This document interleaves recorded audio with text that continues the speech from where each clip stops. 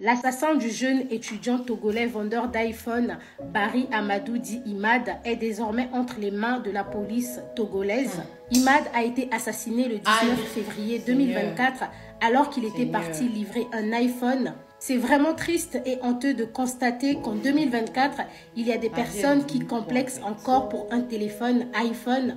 Imad a été sauvagement poignardé à l'aide d'un couteau de cuisine près de la plage à Lomé. Son téléphone personnel, un iPhone 15 Pro Max, a été volé cette nuit-là. Les enquêtes entamées par la direction de la police judiciaire togolaise ont permis d'arrêter 4 personnes. Et parmi ces 4 personnes interpellées, il y a un suspect qui répond au nom de Laté Alexandre. C'est un étudiant âgé de 22 ans qui connaissait très bien Imad. Face à la gravité de ses actes et l'ampleur de cette affaire sur les réseaux sociaux, Alexandre a admis avoir assassiné Imad et il dit avoir agi seul. Il a admis avoir fait recours à une arme blanche, donc le couteau de cuisine, pour en découdre avec Imad avant de fuir avec le téléphone qu'il a même déjà commencé à utiliser. Et lors d'une perquisition à son domicile, la police a retrouvé l'iPhone 15 Pro Max.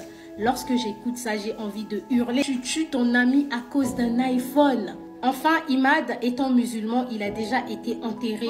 Mais cela n'empêche pas que la police va continuer à faire des enquêtes dans le but de déterminer les circonstances de son décès. On espère de tout cœur qu'il n'y aura pas de corruption et que la famille de Imad va obtenir la justice que Imad mérite. Imad, que ton âme repose en paix. Ta vie a été arrachée à fleur de l'âge, tout simplement parce que tu avais du succès. Que ton histoire nous serve à nous les jeunes de leçon pour nous permettre de faire très attention à notre entourage et savoir comment choisir nos amis, surtout lorsque les affaires commencent à fonctionner. Sur ce, prenez soin de vous et surtout faites attention à vous.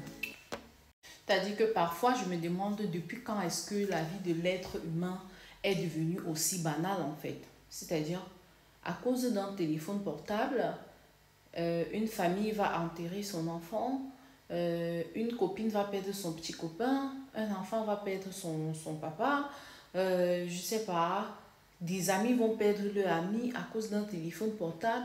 Quelqu'un va porter la charge, la responsabilité de la disparition de quelqu'un comme ça. Depuis quand est-ce que les choses ont plus de pouvoir, ont plus de valeur que la vie d'un être humain? C'est-à-dire que ça, c'est quelque chose que j'essaye de comprendre pour pouvoir peut-être intégrer ça dans ma petite tête parce que là, je me rends compte que de plus en plus, tu peux te faire rip à cause de 25 francs en fait. Je parle là comme si ce n'est jamais arrivé. Vous vous souvenez dernièrement, une petite qui a été rip à cause de 200 francs qu'elle avait ramassé par terre. Franchement, non mais... Ça, pour des 200 francs, on comprend que peut-être c'est encore même la secte, qu'on prend quelqu'un par la secte, oui. Mais tu vas voir, quelqu'un va te mettre à terre à cause de 500. Par exemple, j'ai vu un élève qui a fini de tchouk l'autre à cause du fait qu'ils ont joué et à cause de 500.